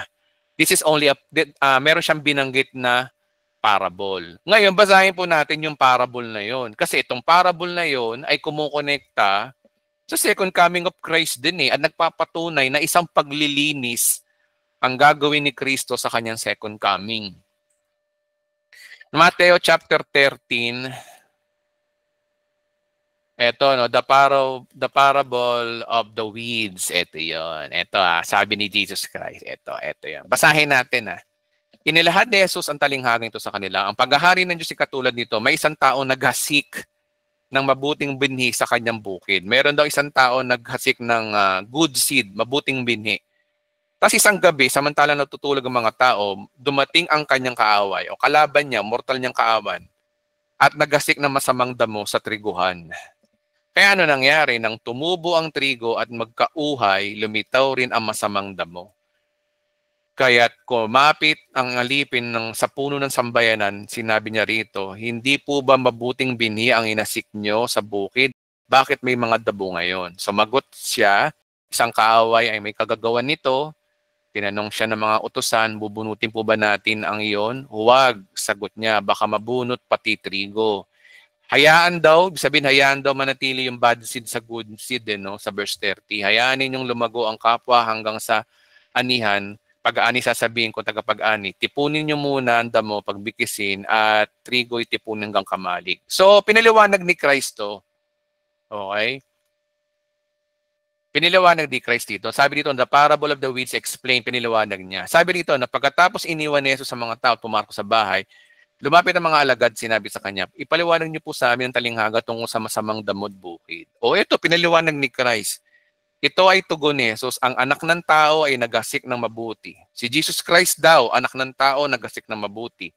Yung bukid daw ay sanlibutan. Ang mga taong pinaghaharian ng Diyos ay mabubuting binhi. O yung mga believers. At ang mga taong pinaghaharian ng dyablo ay masasamang damo. Ito yung mga unbelievers. Ang kaaway ay naghasik ng mga iyon ng walang iba kundi ang dyablo. Totoo naman, di ba? Marami na deceive ang demonyo sa panahon natin ngayon, sa mga maling turo, napunta sa mga maling gospel. Dyablo may gawa nun, kaya marami naligaw. Ang pag-aani ay katapusan ng daigdigo, linaw. at ang mga anghel ang tagapag-ani. Kung paanong iniipon ng damo at sinusunog, gayon din may mangyayari sa katapusan ng daigdig. Susuguin ng anak ng tao ang kanyang mga anghel at iipunin nila ang kanyang pinaghaharian ng lahat na naging sanhi ng pagkakasala at lahat ng gumagawa ng masama. At iahagi sa maninga sa pugon, di mananangit sila at mangangalit ang kanilang ngipin. At magliliwanag na parang araw na matuwid ang kaharian ng Ama. Kung may pandinig ay makinig. So ang maliwanag dito na may dalawa nga, naghasik, isa kinuha, isa iniwan. So ibig sabihin, maliwanag dito na aalisin ng Diyos yung masasama balang araw. Wherein ito yung binabanggit ni Christ. Na kukunin ng isa, iiwan ng isa. Dapat kasi basahin natin by context, buong Mateo, basahin natin, ano? Yun ang sinasabi dito ni Christ. May dalawang babae magkasamang gumiling, kukunin ng isa at ang isa pareho din to. So maliwanag na ito ay kamatayan sa mga taong masasama at buhay at magpapatuloy sa millennium, magpapatuloy dito, no? Magpapatuloy dito sa millennium yung mga mabubuting tao, yung mga naligtas during tribulation. Kasi sa tribulation, dito talaga yung manatiling tapat hanggang wakas. Dito ka magpe-perform, kailangan mo manampalataya kay Kristo at hindi ka magpatatak para hindi ka mapunta ng impyerno. Kailangan mo magpapugot ng ulo. Dalawa yon, wag magpatatak at magpapugot ng ulo para ligtas ka. Saan sa Bible yon? Revelation chapter 20 verse 4. Sabi rito, no, nakita ko rin ang kaluluwa na pinugutan dahil sa pagpatotoo tungkol kay Jesus at paghahayag ng salita ng Diyos. Nag-evangelize kay Christ, hindi sila sumamba sa halimaw. Sila rawan ito dito manggat ng tatak ng halimaw. Binuhay silang maghaharing kasama ni Kristo. Ito yung the good weeds. Yung mabuting bunga na sinasabi ni Christ. Guys, sa totoo lang, ang Bible talaga ay harmonized. Sinasabi ni Pablo, sinasabi ni Apostol Juan, at sinasabi ni Jesus Christ, pareho kung marunong lang tayo mag-divide ng scripture. Tamang hermeneutics, okay? Ginigising ko na ang Pilipinas ngayon, no, na wag na maging mangmang sa salita ng Diyos. Mahabang panahon po tayong ginawang mangmang salita ng Diyos sa mga mangangaral, mga pastor na na kulang-kulang sa pag-aaral. Okay? Masaktan na kayo, masaktan. Nagmamadali na ako, no? Magra-rapture na, kaya nagmamadali na ako. Okay. So, what's the case here? What's the point, Edwin? Hindi rapture ang binabanggit ni Christ sa Mateo 24. Kaya huwag kayo dampot ng dampot, no? Tandaan ninyo, kung alam lang ng puno ng sambayanan ko ang oras ng gabi darating magnanakaw, siya magbabantay at magbababaya ang pasukin ng bahay. Kaya't maging handa kayong lagi sapagkat darating ang anak ng tao sa oras na hindi nyo inaasahan. Ngayon, kung sasabihin mo na ito'y rapture, ibig sabihin nun, maging handa ka. Tingnan nyo yung mga turo ng perverted. Ayan, Ika, maging handa ka sa araw ng rapture. O, rapture na naman, maging handa. Ang rapture po ay hindi pinaghahandaan. Okay? Ang rapture po ay matagal na po tayong inihanda, tayo mga ligtas, tayo mga nanampalataya sa tinapos na gawa ni Kristo. Ano ihahanda mo? Ang sinasabing humanda dito, yung mga Hudyo during tribulation. Kasi nga, sila nga yung sinasabing manatiling tapat hanggang wakas during tribulation. During 7 years, during sa pagdating ni Christ, kailangan silang magbantay at maghanda.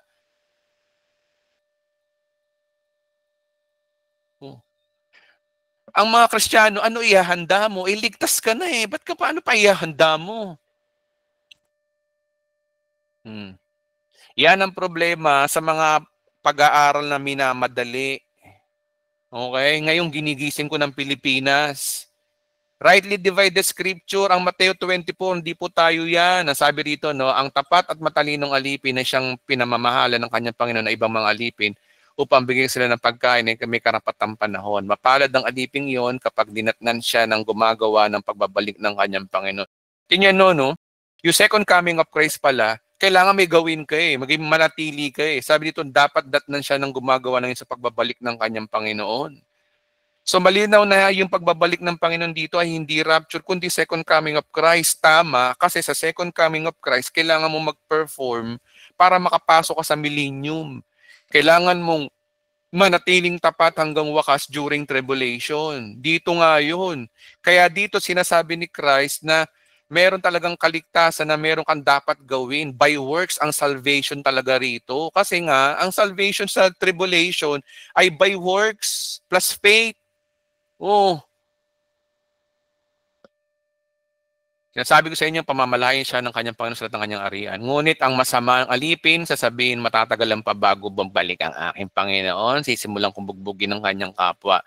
Alipin, papakainin hanggang inuman na lasinggero. Babalik ang Panginoon ng alipin yun ng araw na hindi niya inaasahan, yung second coming, at sa oras na hindi niya alam. Buong higpit na parurusahan siya ng Panginoon, isasama ang mga mapagpaibabaw. Dooy tatangis siya at mangangalit ang kanyang ngipin. Tama, in the last day, sa second coming of Christ, paparusahan ng Diyos ang mga Hudyong hindi tumanggap kay Kristo. Paparusahan niya. Oh, eto yun, dito po yun. Ito ay akma sa mga Hudyo. Ngayon ko sasabihin mong ito'y sa Kristiyano, nasa ng grace dyan. Nasa grace period nga tayo eh. Tapos nakalagay nga diba sa Romans chapter 8 verse 1, there's no condemnation in Christ Jesus. O yan o. So hindi ko tayong kausap sa Mateo 24, kaya tigil-tigilan nyo yung kararapture nyo sa 24 ng Mateo. Tigilan nyo na, mahiya naman kayo. Okay? Okay. Okay, so that is Mateo 24. Naipaliwanag na natin ng husto. Ano ang big idea? Ang Mateo 24 ay hindi ka kausap. Yung binabanggit dyan na no one day at hour, hindi po yan. Ngayon ang tanong, ano yung sa atin, Pastor Edwin? Di siyempre yung rapture. Sino ba nagbanggit ng rapture? Oh, si Jesus ba? Hindi ah. Sino nagbanggit ng rapture? Si Pablo, di ba? Na sinuguri naman ng ating Panginoong Yesus, okay? Sa bagong tipan, si Kristo pa rin ang bida, kaya nga lang ipinahayag niya yung para sa ating mga hintil through Apostle Paul. Alam naman po natin 'yon. Okay. Okay, go. 1 Thessalonians, ito yung rapture, guys. Ito yung rapture. Oh. Sabi rito, no, sa araw na iyon kasabay ng malakas na utos ng tinig ng arkanghel at ang tunog ng trompeta ng Diyos ay bababa ng Panginoon mula sa langit. Bubuhay muna ang mga patay na nalig sa Kanya. Pagkatapos tayo mga buhay pa, titipunin niya sa ulap at isasama ang mga binuhay upang salubungin sa papawirin ng Panginoon. Sa gayo, makapiling niya tayo magpakailanman. Oh. So this is the, ano ba yung rapture dito? King James. Caught off, ito o harpazo. Okay? Harpazo. Ito lang ang binabanggit na rapture sa second coming of Christ na ito lamang po yun. Hindi sa Mateo 24 dahil second coming Christ yun, ito po yun. Kaya kung meron man tayong dapat ituro na kung kailan ang rapture dito, alam niyo ho ba, itong Thessalonica, mukhang may binabanggit din na kung kailan yung rapture. Mukha lang ha. O, tingnan natin. O, bago kayo manghusga dyan, patapusin nyo to ha. Basahin natin. Sabi rito, no? Misteryoso to no? Okay. Context, rapture. Thessalonians chapter 4 verse 17 to 18. Yung 18 hanggang dito lang yung chapter 4. Kaya magpatuloy tayo sa chapter 5. Sabi rito, no? Ito sinabi ni Pablo. Ito, pagbulay-bulayan nyo lang to, no? Hindi na kailangan isulat ko pa sa inyo kung kailan magaganap ang mga bagay na ito. Oops! Tingnan nyo ha. Sabi ni Pablo, hindi na raw niya kailangan isulat ko pa sa inyo kung kailan magaganap ang mga bagay na ito. Ano yung mga bagay na ito? Yung rapture talaga. Chapter 4, di ba? Oh. Context, by context ha. Hindi tayo kukuha sa ibang verse, context. Sabi niya, no, hindi na kailangang isulat ko pa sa inyo kung kailan magaganap ang mga bagay na ito. Paano kung sabihin ko na, paano kung kailangan? So, ibig sabihin, kung kailangan, isusulat niya kung kailan. Tingnan nyo guys, no? Yung word na kailangan pang isulat ko pa sa inyo kung kailan, nangangahulugan noon na may alam si Pablo kung kailan. Hindi naman ako may sabi niyan. Ayan, no? Basahin nyo.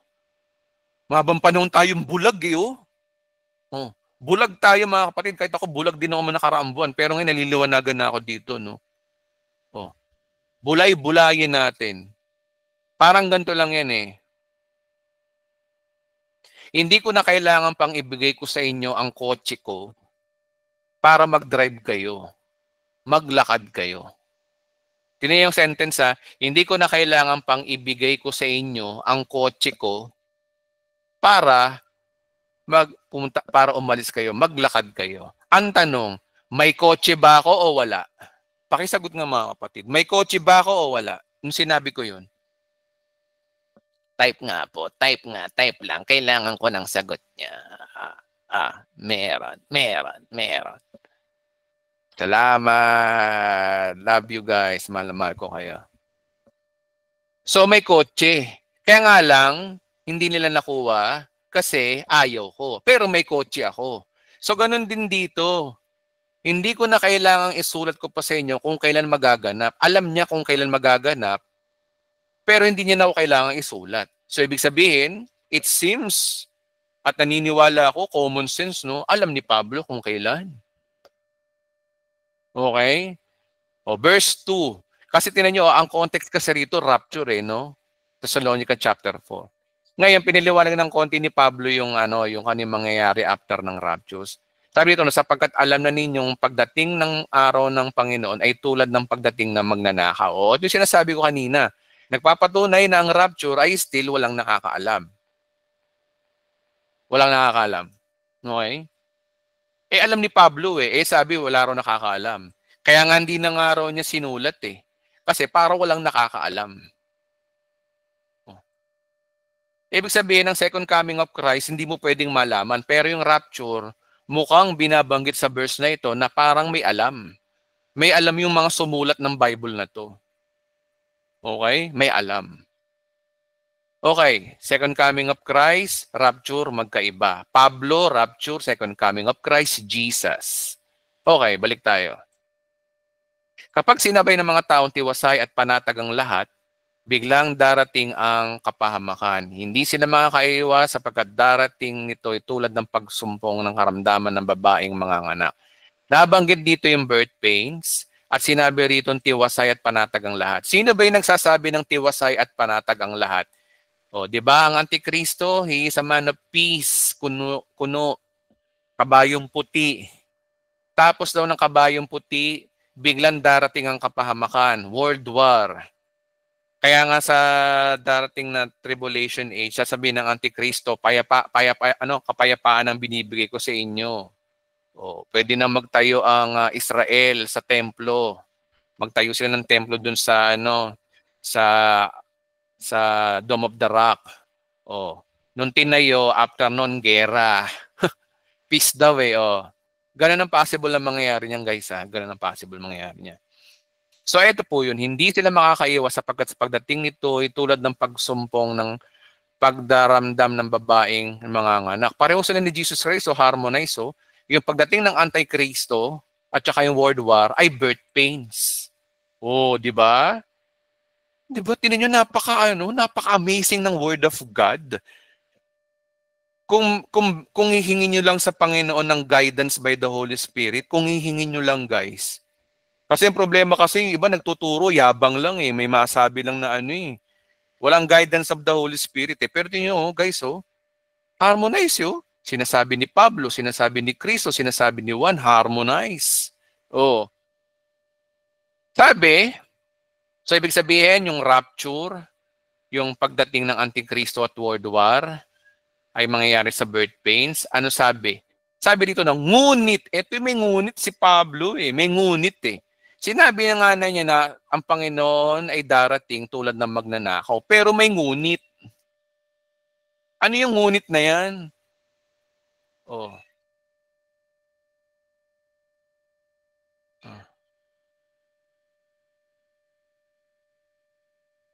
Ngunit, pag sinabing ngunit, opposite. Parang sinasabi na maganda ka nga, pero, may pero. Ibig sabihin, negative yun. Halimbawa, maganda ka nga, pero may putok ka. Yun ang negative. Di ba? Ano ba yun? Nasa example ko, sorry Lord. Pogi ka nga, pero bad breath ka. That's it. Yung ngunit, ginagamit yan kontra sa una mong sinabi. Okay? Pogi ka nga, pero hindi ka naliligo. Ganun yung mga kapatid. Ang ngunit at pero ay contradict sa mga unang sinabi. Kaya kung ito ay ngunit, ibig sabihin, kontradikto dito na pagdating ng araw na magnanakaw. Kasi ang ngunit, sabi rito, ngunit hindi kayo nabubuhay sa kadiliman. Mga kapatid, kaya't hindi kayo mabibigla sa araw na iyon na darating na para magnanakaw. Hindi kayo mabibigla sa araw na iyon. Ano yung yaon? Yung sinasabi niya sa context ng rapture, wherein Thessalonica chapter 4 verse 17. Ibig sabihin mga kapatid, sa araw pala ng rapture, binabanggit dito ni Pablo na hindi raw tayo masusupresa. Okay? We will not surprise. So, ano ang big idea? Ibig sabihin, may possibility na malaman din natin yung araw ng rapture. Possible po yun. Sinabi ko? Sabi sa Bible, ito. Sabi nga dito, hindi kayo mabubuhay sa kadiliman. Hindi na kayo mabibigla. Hindi na raw tayo masusurprise. Tingnan nyo kung walang nakakalam ng araw ng rapture, di pag nag-rapture, mabibigla tayong lahat. O siguro yung mga hindi nag-aral, mabibigla. Pero sinasabi rito, hindi na tayo masusurpresa. Siguro pa nag-araw ng rapture, diba, nag-rapture na, nung nasa langit na tayo, okay, in-expect ko na tong oras na to, araw ng rapture. Yes, thank you Lord. Di ba? Kasi ito yung hindi na kayo mabibigla sa araw na yon. Okay? Pero ang tanong, malalaman ba natin yung exact date? Hindi pa rin yung araw at oras. Kasi sabi nga dito, tulad ng pagdating ng magnanakaw. Pero, kung hindi ka mabibigla at hindi mo rin alam ang araw at oras, ibig sabihin, possible ang clue. Kaya ang big idea mga kapatid, hindi man natin malaman yung araw ng rapture at oras, meron tayong clue.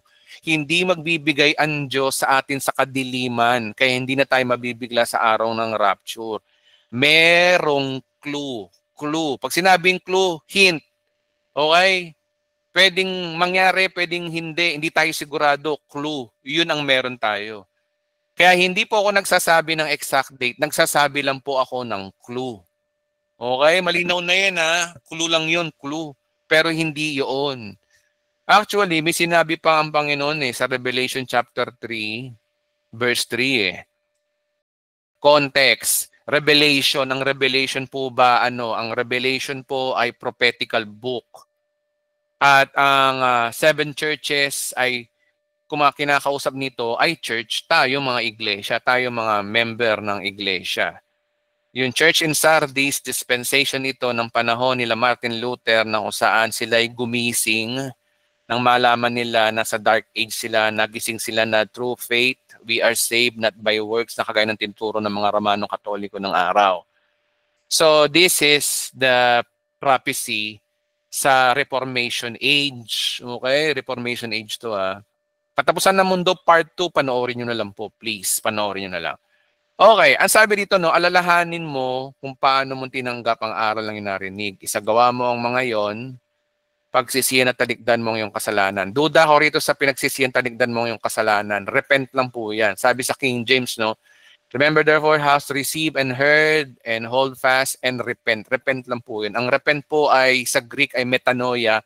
Ibig sabihin magbago kayo ng pag-iisip. Hindi yung iiyak at lulud sa Diyos magsisisi. Hindi po ganun. Okay? Mali na naman tong translation na to. Okay, tingnan ito, Kung hindi ka gigising, pupunta ako diyan gaya ng isang magnanakaw. At hindi mo malalaman ang oras ng aking pagdating. Sabi ng Panginoon sa church, kung hindi kayo gigising, pupunta raw si Jesus Christ gaya doon ng magnanakaw. Wherein ito ngayong rapture. Okay, rapture gaya ng magnanakaw. At hindi mo malalaman ang oras ng aking pagdating. So ibig sabihin, nagbabanta si Jesus kung hindi raw tayo magigising o hindi daw tayo mag-aaral mabuti ng eschatology. That is the true meaning is. Kung ang pagising dito, ano ang gigising natin? Di ba? Oh. Ano yung pagigising natin? Yung pagkakaalam ng oras ng kanyang pagdating. Ang gising dito, para magising ka, alamin mo kung anong oras ng kanyang pagdating dito po. Kaso kung tulog ka, di sasabihin ni Christ, pupunta ako dyan, gaya ng magnanakaw, at hindi mo malalaman ang oras ng aking pagdating. So, ibig sabihin, kung hindi ka gigising. Eto, Pastor Edwin, paano kung gising ako? Paano kung nag-aaral ako? Paano yung kagaya ng ginagawa natin na nag-aaral tayo ng end times? Where, opposite to, malalaman mo ang oras ng aking pagdating. That is, paggising ka, malalaman mo ang oras ng aking pagdating. Ngayon ang tanong, posible bang malaman natin ang kanyang pagdating? Harmonize sa sinasabi ni Pablo. Kaya mga kapatid, wag na kayong mag-quote ng Mateo 24 na rapture. Talagang walang araw at oras doon kasi hindi naman rapture ang pinag-uusapan doon. Kung sasabihin nyo, kung ang pag-aaralan nyo ay rapture kung kailan, ayan no, sinasabi yung rapture ay pwedeng mahulaan. Hula lang. Kasi ayan no, yung mga verses, no, mga bulag pa ba kayo mga ibang Christian dyan? Mga bulag pa ba kayo? Ayan no. Kung hindi ka gigising, pupunta ako diyan gaya ng isang magnanakaw at hindi mo malalaman ang aking pagdating. Nagbabanta si Christ na hindi mo malalaman ang kanyang pagdating kung hindi ka gigising. Paano kung gumising ako? So, ibig sabihin nun, kung gigising ako, malalaman ko ang oras ng kanyang pagdating. Ang linaw-linaw, guys. So, balik-tarin niyo yung Bible verses. Sige, tingnan natin sa Greek, King James. If terror thou shalt not watch, I will come as thee as a thief, and thou shalt not know that hour I will come unto thee. Ganun din ang sinabi Ganun din ang sinabi kahit punta tayo sa Greek, pumunta tayo ng King James, ganun din So wala na ba tayong puwang sa puso natin na possible na pwede natin na mahulaan kahit clue man lamang ang pagdating ng ating Panginoon sa rapture? So mga kapatid, that is the Bible verse. Bahala na ho kayo kung mananatili kayong bulag. Pero kami, hindi po kami bulag. Bible po may sabi. Pero ito lang masasabi ko sa inyo, hindi ako magsasabi ng totoong petsa, kagaya ni Pablo. Pero may clue po tayo. May clue naman po. At yan po ay panoorin nyo po ang ating part 2 ng ating nagawang Sunday service sa So yun lamang po ang aking masasabi. Pwede na po magtanong ang iba. Bigyan ko kayo ng time magtanong. Kasi alam ko marami kayong tanong Guys, si Jesus lang po ang bida sa channel na to guys. So totoo lang. Alam ng Panginoon ang takbo ng puso ko na si Jesus lamang po ang tinataas ko dito. Kung ano man meron akong kaalaman ngayon, yan po ay galing po sa Panginoon. Biyaya lang po ng Diyos sa akin. Okay? At lahat ng ito ay credits lamang sa kanyang tinapos sa krus ng Kalbaryo nang sabi roon na we are charito, we are blessed and highly favored by God. Sige nga, palakpakan natin si Lord. Papalakpak po ako sa mga nasa TikTok. Salamat po sa inyo. Mahal na mahal ko po kayong lahat ng mga nanonood. At sa mga Facebook po, maraming salamat po sa inyo mga nanonood. At yung mga nasa Google Meet, okay, bigyan ko na kayo ng time. Pwede na kayong magtanong. Since katabi ko naman kayo, let's go ahead at mag-aral ulit tayo. Type nyo lang po yung salitang charito sa comment section kung sino magtanong. Guys, maganda kung connected sa rapture, guys. Sige na, mas maganda connected sa rapture. Okay, so go ahead, type lang po yung charito. Okay, mga luma muna tayo, Si Princess Almonte. Patay ka, Princess. Joke lang. Princess Almonte, salamat. Pwede na po kayo magtanong, kapatid. Hello, Pastor. Hello. Ano yung clue? Yung clue. Yung clue. Oo nga, na-discuss ko yun eh. Yung clue, sana na lang kapatid, panoorin mo na lang sa September 6. Yung na-discuss natin online. Naka-record yun. Ay, di pala, bukas ko pala i-upload bukas. Yun yung clue. Excited lang eh. Sige, Pastor, wait ko na lang. Kasi mahaba eh. Aabutin tayo ng 2 oras. Baka magalit. Sige, Magalit sa akin si Kaisel. Charot. sige, Pastor. Yun lang. Hindi, tanong ka pa iba. Pwede naman. Sige, other. Kahit na hindi related sa topic. Ano, Pastor, yung chinat ko sa'yo kanina. Ano nga ba? Yung gabi, yung karaniwang natutulog ang mga tao. Yun, Pastor. Yun lang. Okay, sige. Ang tanong ni Princess, no, sabi niya, nag-chat siya sa akin kanina eh. Kapatid, ano nga ba yung tanong mo, kapatid? Yung Pastor, yung eto siya, tawag ko yun. Yung verse na kaya nga kailangan tayo manatiling gising, laging handa. Sa ata to, Pastor, yung 5? Thessalonica 5. Thessalonica chapter 5. 1 Thessalonica chapter 5. Specific verse, kapatid. Alam ko na yung tanong mo kanina. Yung tanong mo kanina kung gabi ba mangyayari. Okay, kasi pag sinabi po kasing gabi mangyayari, una, dalawa ho yan. Pwedeng nating i-take ng literal na gabi magra-rapture o pwedeng ito ay symbolic lamang o metaphor lamang. So, alin doon? Pag gagawin po nating symbolic lamang, ibig sabihin, pag gabi po kasi, tumatalakay kasi siya sa magnanakaw eh.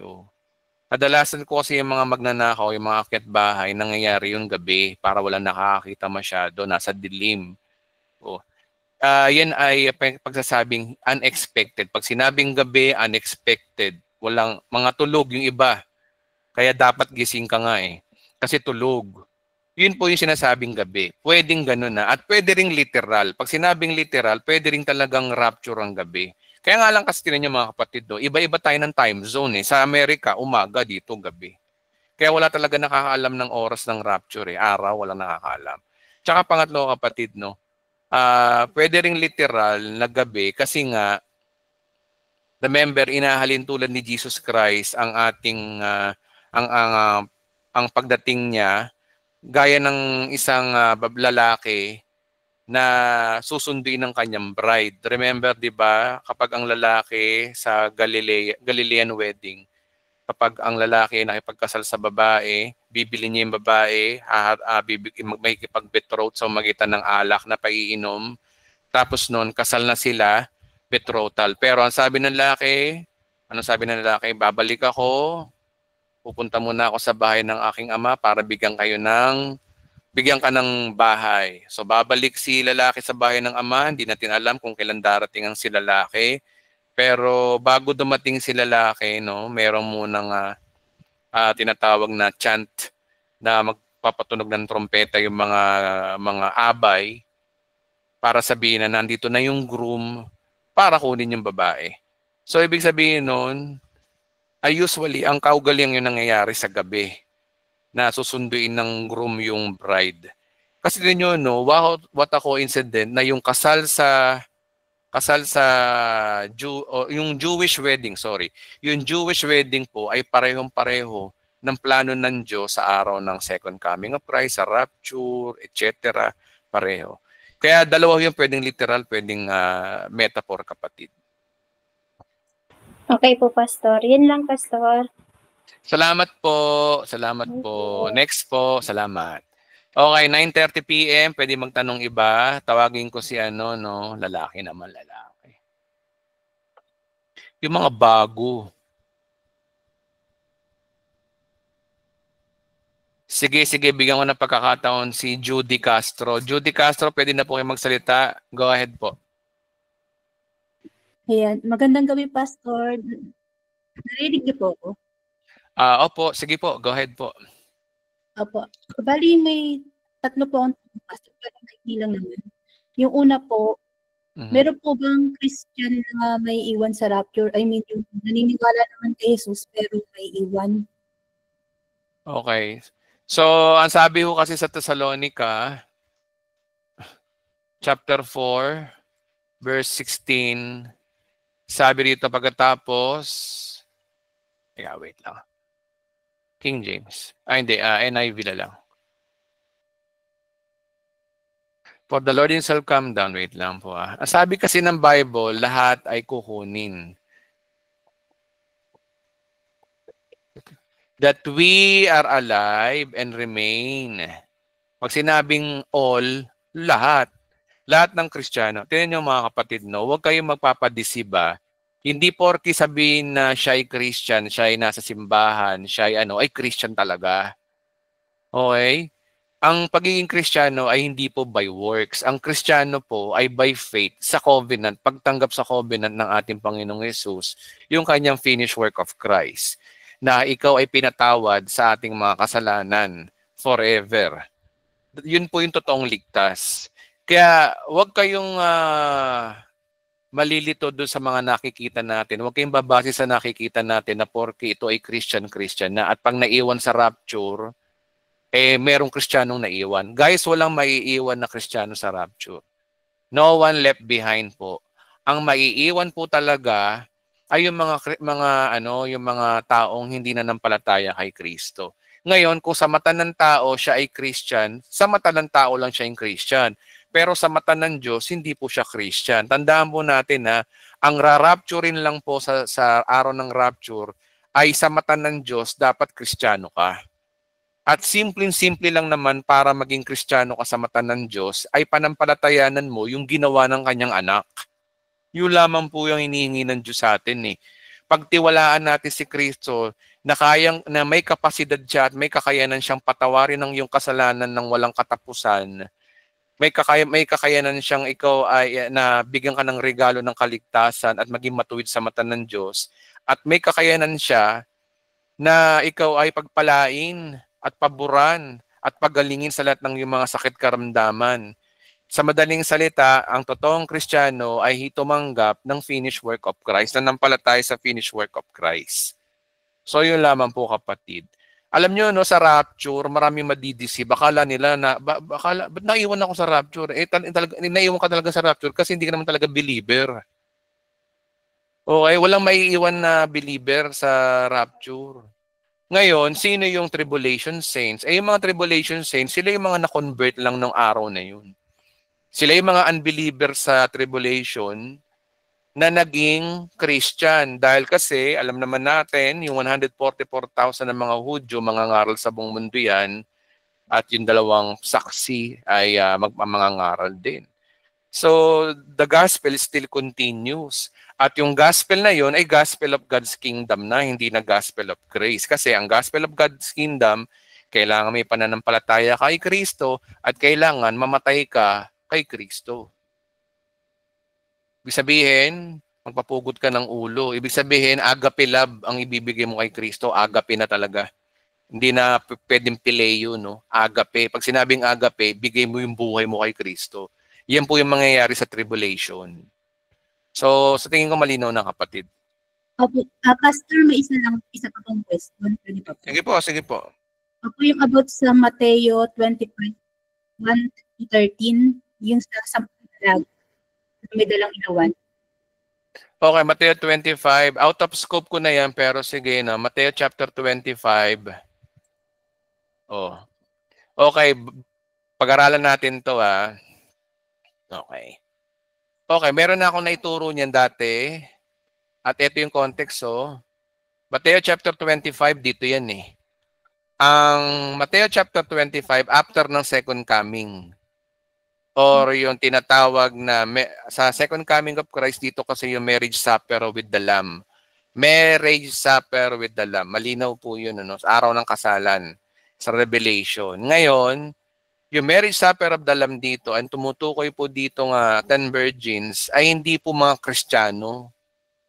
O hindi mga Kristiyano sa panahon natin dito sa church age, hindi po rito. Ang 10 virgins hindi po bago mag-rapture. Ang 10 virgins po ay bago mag-second coming of Christ. Okay? At ang tinutukoy dito, yung mga tribulation saints at yung mga Hudyo. Bakit? Tingnan nyo. Remember, kapag ang Christianity ay there's no condemnation. Pero tingnan nyo yung nangyari sa 10 virgins, may condemnation na nangyari eh. Sabi dito, no, ang kaharian ng langit ay may tutulad dito. May 10 dalagang lumabas upang sumalubong sa lalaking ikakasal. Bawat isa ay may dalang ilawan. 5 sa kanila ay hangal at 5 sa kanila ay matatalino. Ang mga hangal ay nagdala ng kanilang mga ilawan, ngunit hindi nagbangon ng langis. Ang matatalino na may nagbangon ng langis, bukod pa sa kanilang mga ilawan. Naantala ang pagdating ng lalaking ikakasal, kaya't inantok at nakatulog ang paghihintay. Ngunit nung hating gabi na, sumigaw na, narito na ang lalaking ikakasal. Lumabas kayo at salubungin siya. Agad bumangon ng 10 dalaga at inayos ang kanilang ilawan. Sinabi ng hangal sa matatalino, bigyan nyo naman kami ng kaunting langis, aandap-andap ng aming ilawan. O, hangal talaga. Hindi nagbaon. 29, verse 9, baka hindi ito magkasya sa ating lahat. Mabuti pa'y pumunta muna kayo sa tindahan, bumili para sa inyo, tugon naman ng matatalino. Kaya't lumakad ang 5 hangal na dalaga, habang bumibili sila, dumating ang lalaking ikakasal at ang 5 nakahanda ay kasama niyang papasok sa kasalan at isinara ang pinto. Verse 11, pagkatapos dumating ang 5 hangal, dala ang Panginoon. Papasukin niyo po kami, sigaw nila. Ngunit tumugon siya, tandaan niyo, hindi ko kayo nakikilala, pagkat nito sinabi ni Jesus, magbantay kayo sapagkat hindi niyo alam ang araw at oras na maaasahan. Kapag laging sinasabing Mateo na no one days and hour and days, alam naman natin, sinabi ko na kanina, this is for the second coming of Christ. Dito yun. Okay. Sa second coming of Christ ba merong ikakasal? Meron. Ito yung tinatawag na marriage supper with the Lamb. Guys, tingnan nyo, no? Common sense na lang, logic. Pag merong lalaking ikakasal, merong babaeng ikakasal. Merong bride, merong groom. Si Jesus Christ yung groom. Ngayon ang tanong, sino yung pakakasalan niya? Bride, di ba? Sino yung bride? Sino ba yung bride? Christians, di ba? Revelation chapter 19. Revelation chapter 19. Ito yun, marriage supper of the Lamb. Dito yun. Ngayon, sino tong bride of Christ na to? Sabi rito, no? Fine linen, bright and lean was given her to wear. Fine linen stands for the righteous acts of ito pala, balik tayo. Let us rejoice and be glad and give him glory, for the wedding of the Lamb has come, and his bride has made herself ready. Sino yung bride? Fine linen, bright and clean was given her to wear. Fine linen is the righteous acts of the saints. Tinagit. Ang bride po rito, wait lang may sinisinok eh. Ang bride dito ay yung saints. So yun yung sinasabi ni Christ. Balik tayo sa Mateo, no? Mateo chapter 25. Marami mga Kristiyano na misquote nila yung Mateo chapter 25. Ganito yung turo ng mga common na average na Christian na perverted. Tingnan nyo, balik tayo sa Ayan, yung 10 virgins na yan, ay yung mga believer, mga Christian yan. Yung 5 dyan, hindi handa. Yung 5 dyan, handa. Kasi tinan niya, Pastor Edwin, tingnan mo ganito yan. Ang sabi dyan, no, hindi sila nagbaon ng langis. Yung langis, banal na spirito yan. Banal na spirito.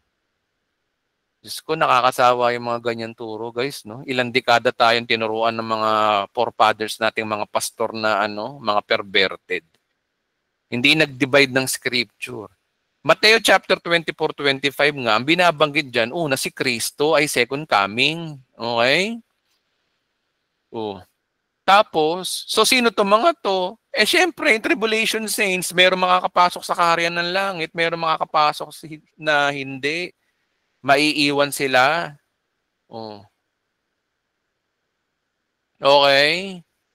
So, wala pong rapture na binabanggit sa Mateo 25. So, anong big idea? Ang big idea, ang Mateo 25 ay tumatalakay sa 10 virgins na yung 10 naligtas, nakapasok sa millennial kingdom at yung 10 ay hindi nakapasok sa kaharian ng langit. Hindi po yan rapture. Okay? So yun lamang po mga kapatid. So sa tingin ko yun po ang magandang sagot po ron.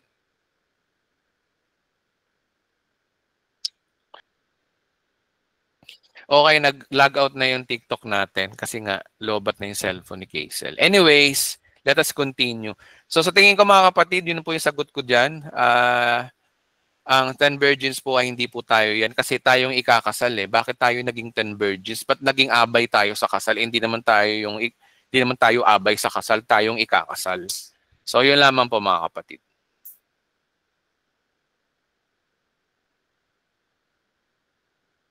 Nasagot ko po ba yung tanong nyo, kapatid?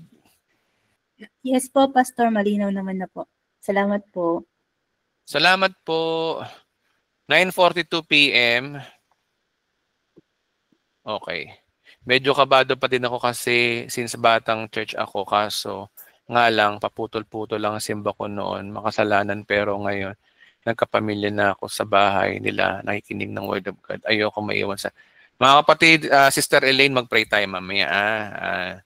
Tandaan po natin, no, bago ako matapos, no, ang kaligtasan po ay libre. Sabi sa Romans chapter 6, verse 23, maliwanag dito, Biblian may sabi na sapagkat kamatayan ng kabayaran ng kasalanan, ngunit ang kaloob ng Diyos, kaloob nga ay buhay na walang hanggan sa pamamagitan ni Kristo Jesus. Kapatid, hindi kailangan ng Diyos ang good works mo para maligtas ka. Ang tanging kailangan lang ng Panginoon sa iyo, manampalataya ka sa kanyang tinapos. Sabi sa Acts chapter po. Sige. At maliwanag dito, no, na may pangako ang Panginoong Hesus. Kasi ang kaligtasan po kasi ay kailangan mapatawad ang kasalanan mo. Okay, kasi ang tao ay makasalanan, dapat mawala yon. Pero ito yung good news, si Kristo nakipagtipan sa atin. Ang sabi niya sa Mateo chapter 26 verse 28, sabi niya, no, sapagkat ito ang dugo, wait lamang po. Sabi rito, sapagkat ito ang aking dugo, pinapagtibay nito ang bagong tipan ng Diyos. Ang aking dugo ay mabubuho sa kapatawaran ng kasalanan ng marami. May tipan pala ang Diyos sa atin na wherein itong tipan na to ay sa pagitan ng Diyos Ama at Diyos Anak na nag-usap yung dalawa na ang sino mang manampalataya sa anak at tanggapin ang bagong tipan na ito ay may buhay na walang hanggan. Paano ka makakaroon ng buhay na walang hanggan? Kasi ang sabi ni Kristo, yung daw tipan na ito, nangangako siya na mapapatawad ang ating kasalanan. Okay? Dapat kasi kapatid yan ang panampalatayanan mo para maligtas ka. And then you are good to go. Malaya na ho tayo kay Kristo. Ang tangi lamang po ng nating dapat isipin na ang kaligtasan po ay hindi sa ating mabubuting gawa. Okay? Kasi ang liwaliwanag sa Ephesians chapter 2 verse 8 to 9 na sabi rito, sapagkat sa kagandahang loob ng Diyos kayo ay naligtas sa pamamagitan ng pananampalataya. Kagandahang loob ng Diyos ang kaligtasan, guys, kaya ang hinihingi lang ng Diyos sa atin ay sa pamamagitan ng pananampalataya para ikaw ay maligtas. At ang kaligtasan daw na ito ay kaloob. Ayun na naman, no, kaloob na naman, no. At hindi sa magitan ng iyong sarili. Hindi ito bunga ng iyong mga gawa, kaya walang dapat ipagmalaki ang sino man. Okay? And then dapat natin panampalatayanan yan. At syempre, kapag ligtas ka na, ang payo ni Pablo sa iyo, iukol natin ang ating buhay sa paggawa ng mabuti. Yan ang layunin pinili ng Diyos para sa ating noong pamanguna. Sa mga tao nakikinig ngayon, no, yung mga gustong manampalataya, tumanggap sa Panginoon ngayon, pangungunahan ko kayo sa isang panalangin ngayong gabi.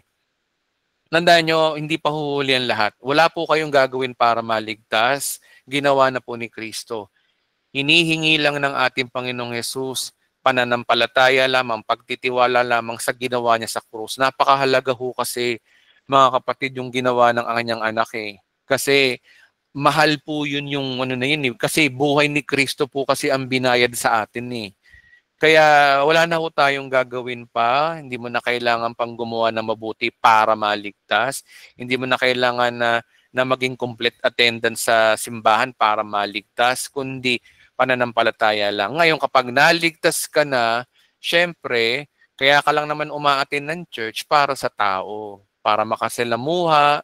Kasi ang siliwaliwanag sa Hebrew 10:25 na ang purpose kung ba't tayo nagtitipon ay para makasalamuha, para makipag-fellowship. Pagbabasa ng Bible, malaking tulong yan sa iyong pananampalataya, pero hindi po dyan ang kaligtasan. Ang pagmiministry po, malaking tulong po yan para lalo tayong ganahan sa buhay, sa paglilingkod sa Panginoon, at pero hindi po dyan ang kaligtasan. Ang kaligtasan pa rin ay sa pananampalataya kay Kristo. Kaya sa mga gustong manalangin ngayong gabi, yung mga sa tingin nyo ay hindi pa kayo siguradong ligtas, ito na po yung araw ng kaligtasan ng ating Panginoon. Okay? Wait lamang po Wait lamang po.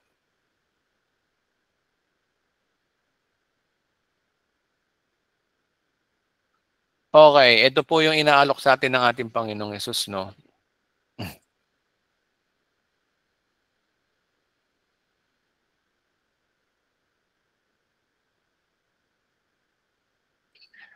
Okay. Biblical po to na ang New Covenant po ay tayo po ay pinatawad forever. Dapat panampalatayanan po natin yan. Ang tanong, Pastor, pati ba future sins ko ay kasama sa binayaran ni Kristo? Ang sagot po dyan ay napakalaking yes, kasi nakalagay sa Hebrew chapter 9 verse 12. Alinaw dito, no, minsan lamang pumasok si Kristo sa dakong kabanal-banalan at ito'y sapat na. Hindi dugo ng mga kambing ang kanyang guyang hinandog, kundi hindi ordinaryo yung kanyang binambayad, guys, kundi sarili niyang dugo para mapatawad tayo sa ating mga kasalanan. Hanggang kailan daw? Magpakailanman. Pag magpakailanman, kasama ba ang future o hindi? Future kasama, kabayad po yun. Kaya wag na po kayo matakot sa Diyos. Huwag niyo na po siyang katakutan kapag na kay Kristo na po kayo, kasi napakalinaw po niyaan. Isa sa benefit kapag na kay Kristo ka na. Sabi ni Kristo, no, sa Romans chapter 8 verse 1, na hindi nahahatulang maparusahan ng mga tao na nakipag-isa na kay Kristo. Hindi na po kayo paparusahan kapag na kay Kristo na po kayo. Guys, faith lamang po sa tinapos na gawa ni Kristo.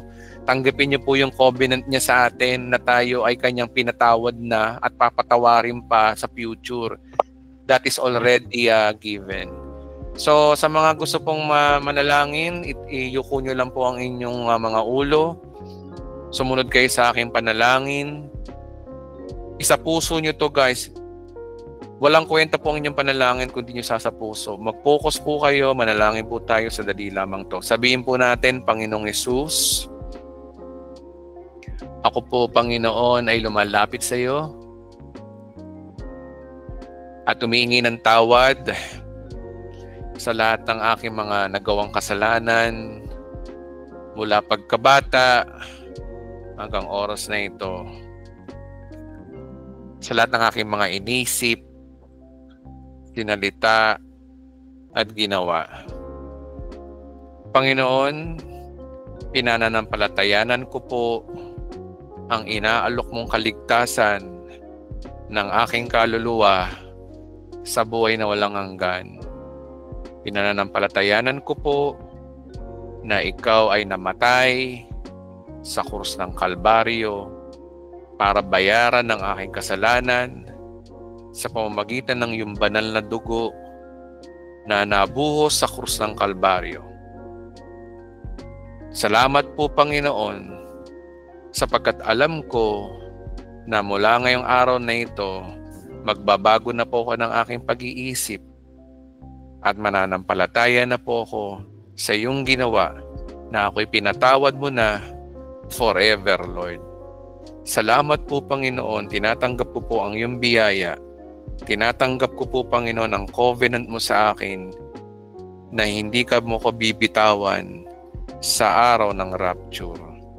Mula ngayon, nananampalataya ako sa panahon ng rapture man o panahon man ng aking kamatayan.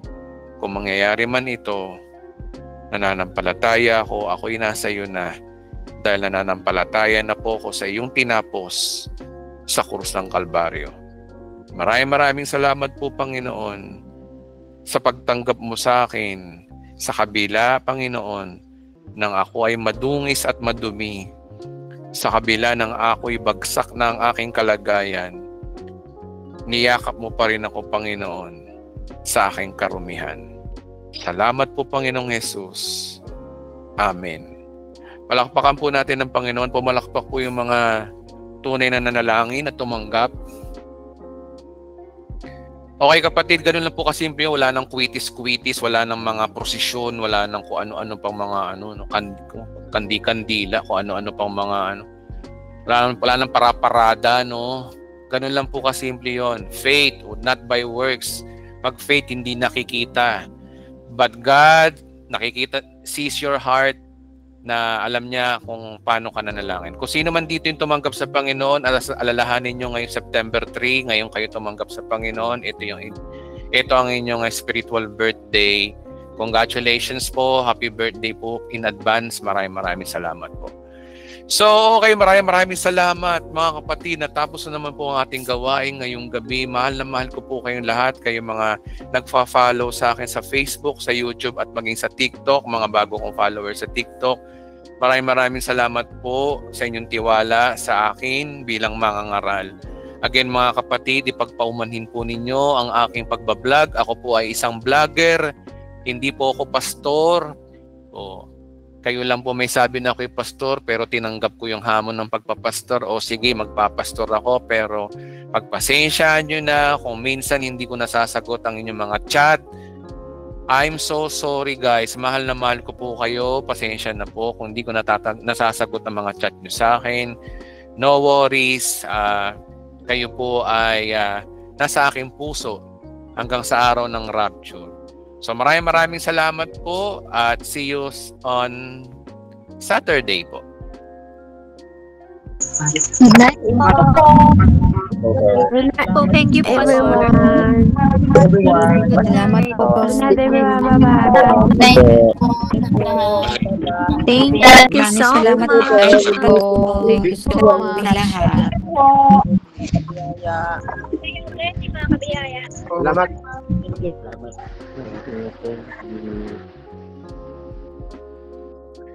Okay, salamat po mga kabiyaya. Ang ating live ngayon ay end na po natin. Paki-review na lang po, hindi ko po ito buburahin sa ating Facebook. Salamat po.